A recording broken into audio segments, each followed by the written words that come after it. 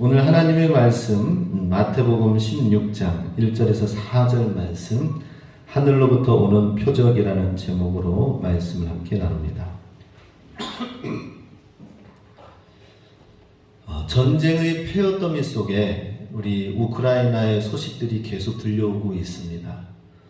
그 소식의 뉴스를 보면은 어젠가요 보니까 정말 이 마리우폴 그쪽에 엄청난 폭격이 이루어지고 수많은 민간인들이 희생하면서 그 안에서 아예 갇혀버린 피난 올 길도 없는 막혀진 상황에서 그야말로 식량도 다 떨어져 있지 않을까, 너무나도 안타까운 시간들이 계속 하루하루 지나가고 있습니다. 거기에서 환자들을 또 그 와중에서도 돌보고 구출하려고 시멘트 벽돌을 일구면서 환자 생존자를 찾아가는 모습을 보게 됩니다. 거기에 어린 아이도 뉴스에 나왔는데 어린아이 기저귀가 없어서 비닐로 채워가지고 있는 것을 보게 됩니다.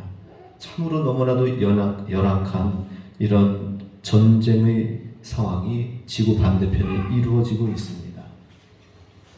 그러나 오늘 또 우리 어린이 주일을 맞이하여서 이 시골집에 어린이 보기가, 아기 보기가 너무나도 쉽지 않은데 게다가 유아 세례까지 오늘 함께하게 되니 이 시골 교회의 기적 아니겠습니까? 기적입니다.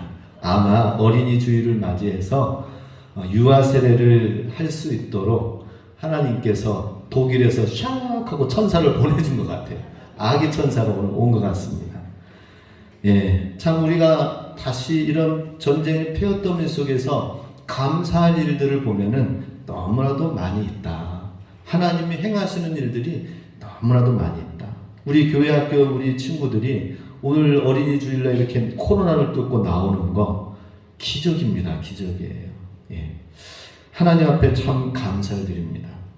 오늘 제목은 하늘로부터 오는 표적이다 라고 하는 것이죠. 많은 사람들이 하나님 앞에 나오기가 쉽지 않은 많은 이유들이 있습니다.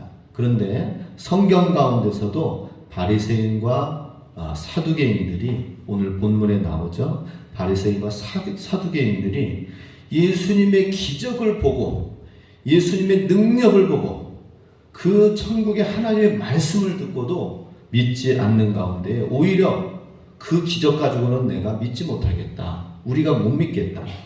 오히려 더 하늘로부터 더 큰 표적을 보여달라고 이야기를 하는 장면이 오늘 본문 내용입니다. 1절 말씀 같이 읽습니다. 바리새인과 사두개인들이 와서 예수를 시험하여 하늘로부터 오는 표적 보이기를 청하니. 지금 1절 무슨 상황인지 아시겠죠? 나름대로 배우고 말씀을 알고 또 지혜와 지식이 있고 또 나름대로 직급이 있는 계통에 있는 사람들인데 예수님의 말씀과 기적과 병자를 행하고 오병이어의 놀라운 기적을 일으킴에도 불구하고 믿지 못하겠다고 하는 것입니다. 그래서 하늘로부터 오는 표적을 보이라라고 하는 것이죠. 자, 여기서 지금 이렇게 믿지 못하겠다고 하는 바리새인과 사두개인들은 누구인가 하는 것입니다. 처음 듣는 우리 친구들은 바리새, 사두개, 무슨 개와 새인가? 이렇게 생각이 될 수 있는데 동물, 짐승 같은 모습인 것 같아요. 어떤 면에서 하나님 입장에서는. 어떻게 하나님이 이 세상을 만들고 하나님이 모든 것을 창조하시고 하나님 아버지 창조주 하나님을 알지 못한다면 그야말로 개나 새가 될 수밖에 없는 것입니다.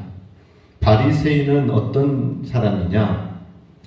율법을 연구한 거예요. 구약시대 때부터 성경 말씀을 연구를 철저하게 해서 우리 친구들 공부 교과서라든지 또 학습지 문제 열심히 공부하고 있죠. 그죠? 그 문제를 열심히 그 교과서를 받아가지고 공부해서 하는 것처럼 그래서 이제 매 학기마다 새로운 책이 이제 우리 친구들한테는 교과서가 바뀌어져서 학기말 되고 방학 때가 되면은 교과서 좀 가져가게 해주세요 하고 차를 이제 또 보내달라고 우리 군준이가 얘기하기도 합니다. 무거운 짐을 가지고 오고 가져가기도 합니다. 근데 구약 성경에서는 교과서가 하나예요. 바로 유대인들에게는 성경책 한 권. 근데 이 성경책 한 권은 그때 당시에는 없었습니다. 두루마리로 해서 성전에 가서 회당에 가서 거기서 모여서 바로 이 바리새인들이 하나님의 말씀을 대신 연구해가지고 가르쳐주는 그 위치에 있었습니다. 집집마다 성경책이 없으니까 대신 두루마리로 가지고 보관되어 있는 회당에 와서 이 바리새인들을 통하여 말씀을 배웠기 때문에 바리새인들이 얼마나 존경되어지고 얼마나 하나님의 말씀을 연구했겠습니까? 그런데 하나님 말씀을 연구했던 존경받았던 그 사람들이 지금 예수님 못 믿겠다고 하는 거예요.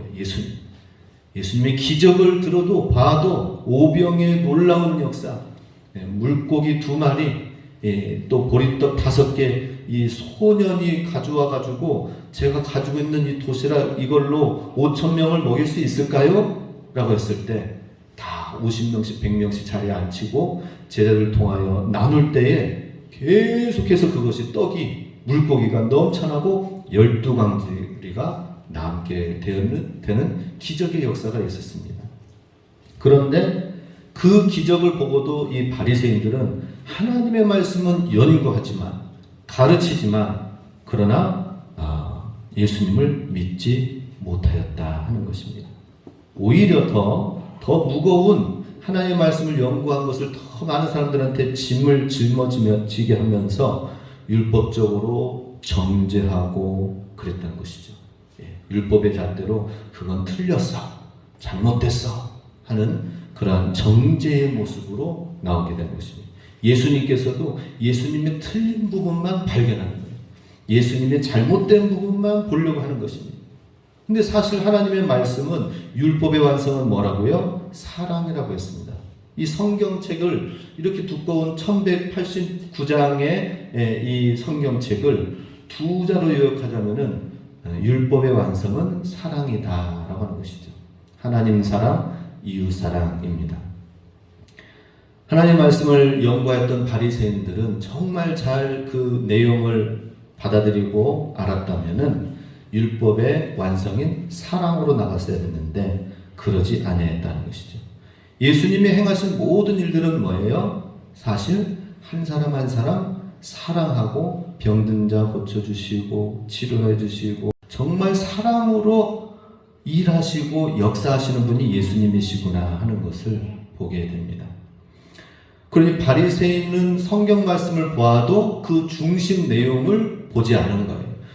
오늘날 교회를 다녀도 하나님의 성경 말씀의 그 중심 내용을 보지 않고 받아들이지 않고 그냥 교회에 나와서 종교적인 모습으로 다니기만 하면은 거기서부터 문제가 생기는 것입니다. 사두개인들은 어떤 사람들이었는가? 사두개인들은 또 예배 드리려면은 우리는 나와서 얼마든지 성전에 들어와서 예배도 드리고 또 이제 우리 아기와 엄마도 이렇게 나와서 유아세례 받는다고 강대상 위에도 올라오고 그랬죠. 그런데 구약 시대에는 감히 성전 안에 못 들어왔었어요. 백성들이. 왜냐하면 하나님은 거룩하시고 인간은 죄가 많기 때문에 죄가 많은 인간이 하나님을 만나고 하나님 앞에 나오려면은 반드시 제사장들이 나를 대신해서 모든 죄를 전가해가지고 짐승의 머리에 하나님 지난주에 이런 죄를 지었습니다. 저는 정말 내 속에 이런 죄악들이 여전히 남아있습니다 하면서 고백하면서 양의 머리에 딱 안수해가지고 그래가지고 그 양을 대신 희생하는 일을 통하여서 제사장이 대신 백성들의 모든 기도의 죄악의 모든 것을 가지고 하나님 앞에 나갈 수가 있었던 것입니다. 그런 제사장 가문이 바로 다윗 시대의 제사장 계열이었던 사독의 자손들이었습니다.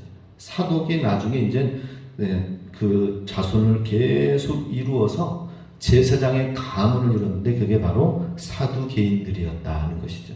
그러니 사두개인들이라면은 백성들을 대신해서 가장 거룩하게 하나님 앞에 나아가 예배드리는 제사장의 위치에 있었던 것입니다.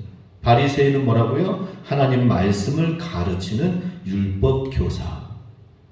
또 사두개인은 하나님 앞에 모든 백성들의 죄를 대신하여서 하나님 앞에 나아가서 중보하는 제사장의 위치였었습니다. 그런데 100년 제사장 집안의 가문이 점점 기득권을 가지고 있으면서 200년, 500년, 1000년의 시간이 지나면서 예수님이 오신 그 당시에 보니까 본질이 바뀌어지게 됐습니다. 아주 변질이 되어졌어요. 어떻게 바뀌어졌느냐? 이렇게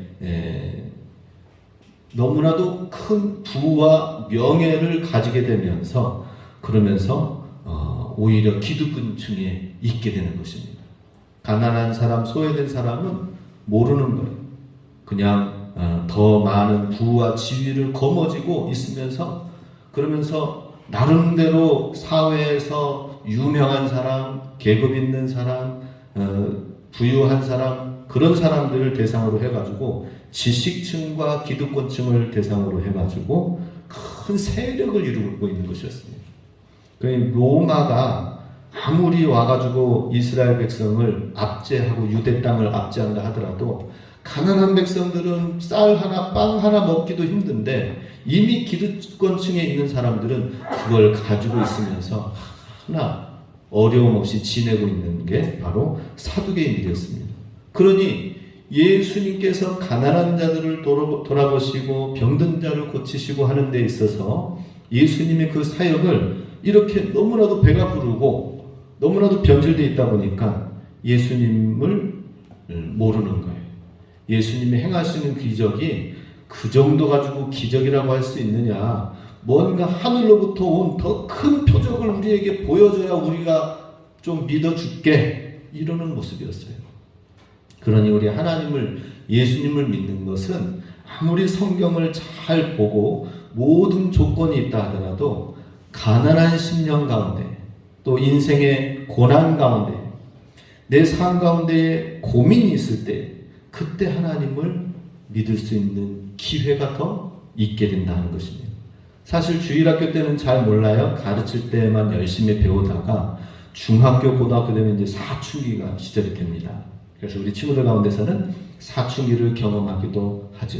때로는 여드름이 나기도 하고 때로는 성격이 예전과는 또 다르게 더 예민해지기도 하고 또 생각을 하게 되죠. 나는 그럼 이제는 지금까지 이렇게 살아왔는데 나는 무엇이 될 것인가? 내 꿈은 무엇이 돼야 될 것인가? 더 고민을 하게 되고 인생을 고민하게 됩니다. 근데 너무 고민하다 보니까 점수 하나, 두 개 차이로 해가지고 아파트에서 막 뛰어내리는 도시 아이들이 너무 많은 거예요. 잘못된 거죠. 그러나 하나님께서 주신 것은 그 예민한 시기에 인생을 돌아보면서 그냥 이렇게 살면 안 된다. 하나님을 찾고 진정한 의미 있는 것을 찾으라라고 하는데 의미 있는 것을 찾아야 되는데 갑자기 공산주의 사상이 와가지고 총대 매니까 어때는 거예요? 총 가지고는 모든 어른들 다 무시하고 너희들 세상이다. 이 붉은 사상 앞에 다 해가지고 힘 실어줄 테니까 다 붉은 세력화해라 하니까 6.25 당시에 12세, 17세, 20세에 있는 젊은 학생들이 총 들고 다 그냥 막 마을 사람들 말 안 들으면 죽인다고 하면서 잘못된 권력을 가지고 있는 그런 학생들이 되기도 하였습니다. 우리 인생을 고민하는 데 있어서 참으로 바리새인과 사두개인처럼 배가 부르고 다 말씀을 안다고 하지만 진실로 하나님을 왜 살아가야 되는지 이유를 모른다면 예수님이 보이지 않는 것입니다. 자, 1절에 하늘의 표적을 구하는 바리새인과 사두개인들을 향해서 예수님이 대답을 2절 3절에서 하십니다. 같이 읽습니다. 예수께서 대답하여 이르시되 너희가 저녁에 하늘이 붉으면 날이 좋겠다 하고 아침에 하늘이 붉고 흐리면 오늘 날이 굳겠다 하나니 너희가 날씨는 분별할 줄 알면서 시대의 표적은 분별할 수 없느냐. 예수님께서 말씀하십니다. 답변을 하십니다.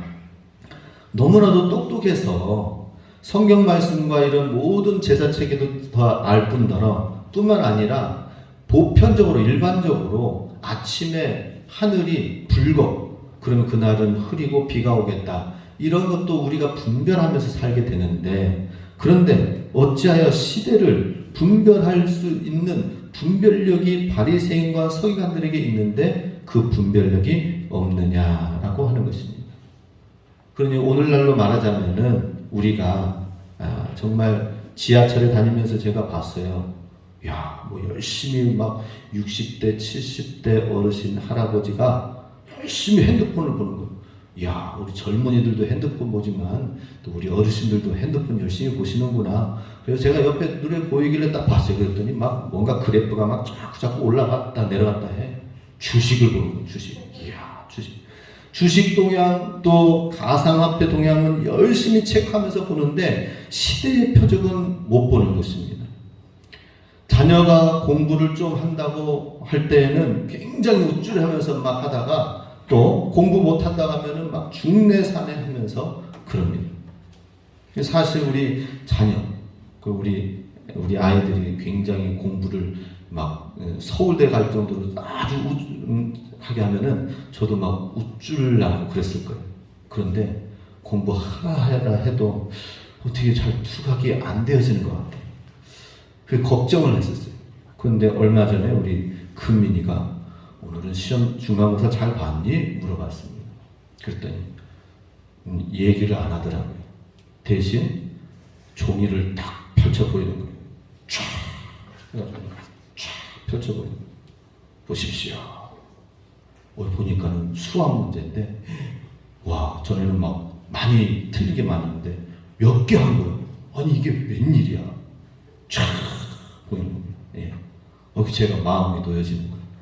좀 더 기다려야 되겠다. 다 보이지 않는 가운데서 핸드폰 누르면서도 다 하긴 하는 거예요. 우리 친구들 다 그렇죠? 그죠? 예. 근데 공부가 전부가 다는 아니지만은 정말 성실한 학생이 돼야 되겠죠. 부모의 마음은 바로 이와 같이 점수의 하나에 의해서 많이 왔다 갔다 하는 우리 학생들도 그런 것 같아요. 자기 자신이 점수에 비해서 나는 괜찮은 존재야. 나는 시원찮은 존재야. 이렇게 생각하기도 합니다. 중요한 것은 그런 어떤 왔다 갔다 움직이는 쉽게 요동하는 것이 아니라 하나님의 복음이 우리 안에 들어오고 하나님의 말씀이 우리 안에 들어오고 예수님이 내 삶에 들어와서 흔들림 없는 우리 세월호가 왜 기울어져서 그 수백 명의 사람이 그 바다에 목포 앞바다에 그렇게 빠져 죽게 되었습니까? 평형수에 문제가 있었던 거예요. 평형수.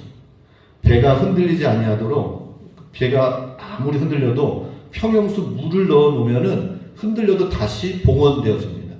그런데 욕심을 내가지고 물을 조금만 넣고 대신 그 무게를 어차피 똑같으니까 큰 배라든지 철강이라든지 철제라든지 해가지고 돈 되는 거를 더 많이 집어넣어가지고 하니까 이게 한번 기울어지니까 어떻게 되는 거예요? 울돌목 거기에서 이순신 명량대전 막 일어났던 그 해야 옆이죠. 한번 기울어지니까 거기에 있는 한쪽으로 쏠려져가지고 다시 일어나지 못하는. 오늘날에도 마찬가지입니다. 예수님이 우리 내 삶의 중심이 돼서 평형수가 되어져 있지 않으면은 똑같이 요동하고 넘어질 수밖에 없고 세월호 눈에 보이는 세월호뿐만 아니라 기울어지고 넘어지고 자빠지는 인생들 그래서 잘못된 왜곡된 길로 나아가는 수많은 제2, 제3의 세월호 수많은 사람들을 죽이고 위협하는 러시아 푸틴과 같은 그런 존재들이 얼마나 많이 있습니다. 예수님을 정말 잘 믿어야 됩니다. 그러면서 예수님께서 4절에 마지막으로 이 말씀을 합니다. 마지막 구절 같이 함께 읽습니다. 시작. 악하고 음란한 세대가 표적을 구하나 요나의 표적밖에는 보여줄 표적이 없느니라 하시고 그들을 떠나 가시니라. 자, 표적을 보여달라고 하시는 백성들, 이 사두개인과 또 바리새인들 앞에 예수님께서 하신 최종 답은 무엇입니까? 악하고 음란한 세대가 표적을 구하는데 그 표적은 내가 이야기할 수 있는 것은 요나의 구약 성경에 있는 요나의 표적 그것으로 답변을 주고 가겠다라고 하는 것입니다. 요나의 표적을 생각하라라고 하면서 예수님은 떠나가셨어요. 답변이 좀 이상하죠, 그죠? 그럼 예수님의 답변을 알려면 구약 성경에 있는 요나의 표적을 알아야 됩니다. 그런데 바리새인과 사두개인들은 성경을 너무나도 잘 알기 때문에 요나의 표적이 무엇인지 너무나도 잘 알죠, 그죠? 예, 요나가 하나님의 말씀을 어기고 불순종하여서 반대로 가는 니느웨로 가야 되는데 니느웨에서 북쪽으로 올라가서 그곳을 향하여서 회개의 메시지를 외치라라고 하였는데 그게 아니라 반대편 서쪽으로 지중해 저 반대편으로 가가지고 다시스라는 쪽으로 배 타고 건너갑니다.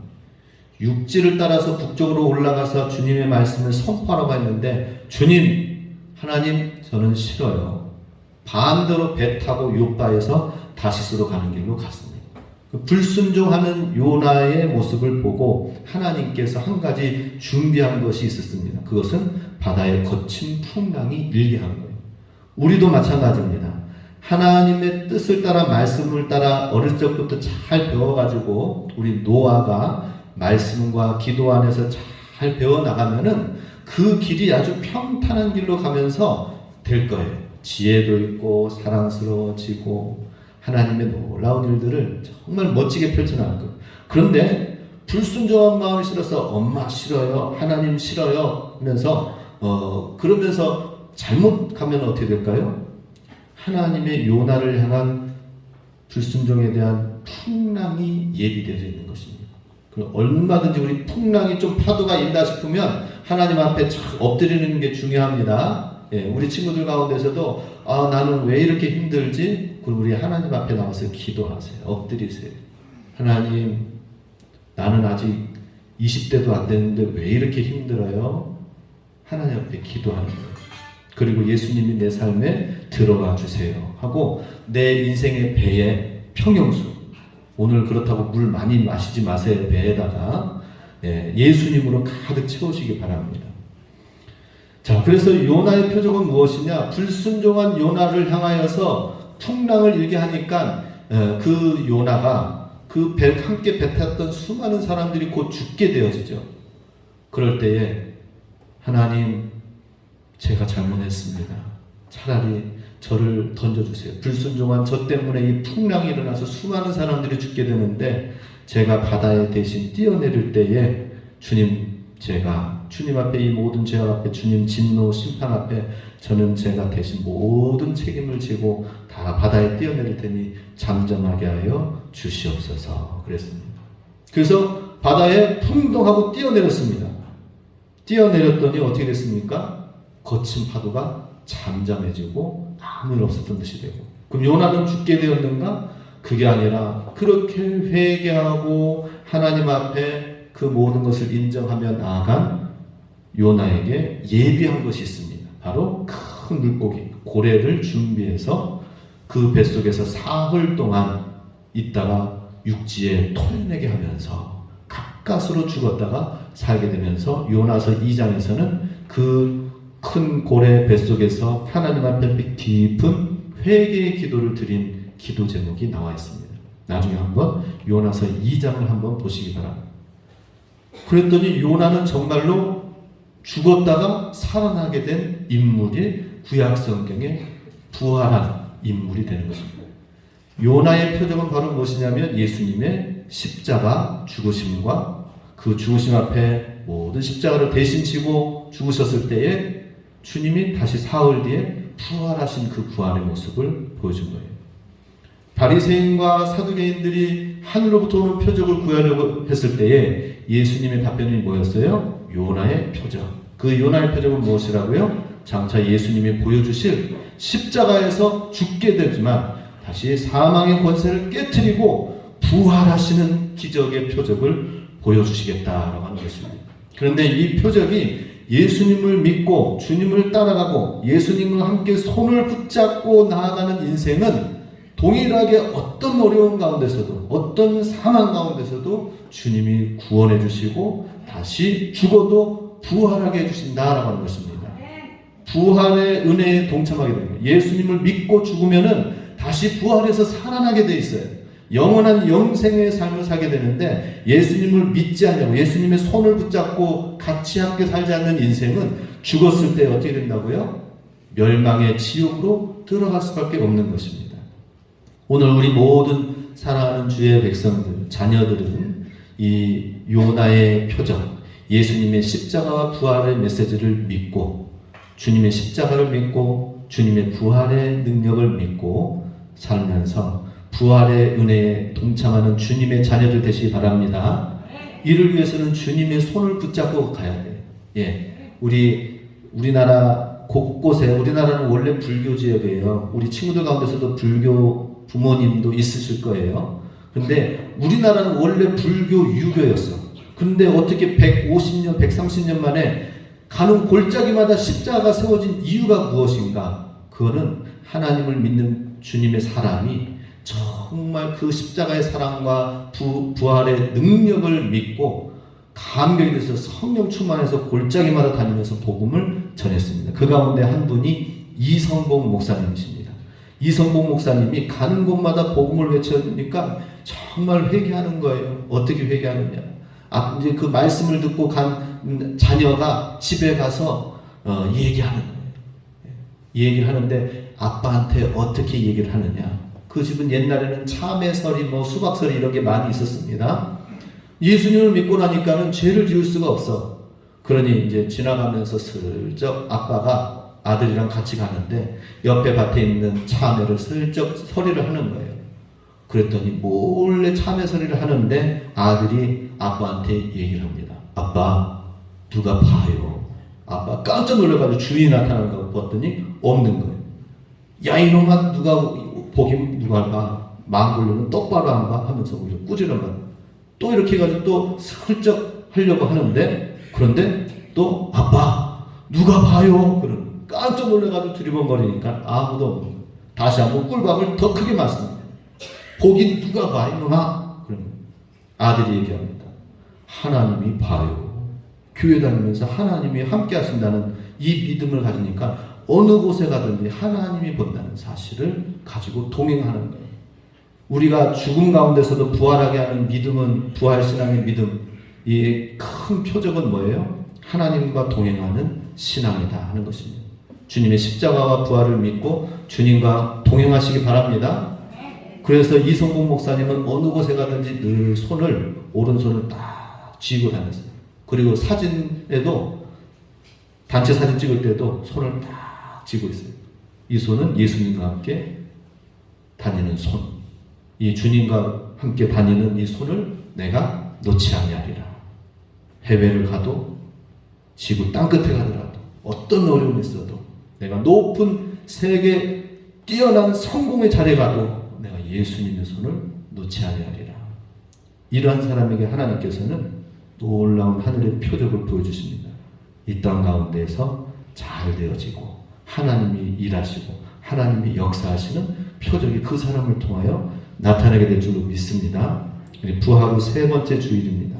바리새인과 사두개인들은 예수님을 믿지 못하겠다고 할 때 우리는 믿는 주님의 백성이 되시고 믿는 주님의 자녀가 되어서 주님의 부활의 그 손을 여전히 붙들고 깊은 고난의 골짜기도 주님의 손으로 가셔서 승리하시고, 또 성공이 높은 자리에 우리 친구들 올라가서 예수님의 손을 잡고 주님의 영광을 드리는 축복의 손길이 될 수 있게 주님의 이름으로 축원합니다.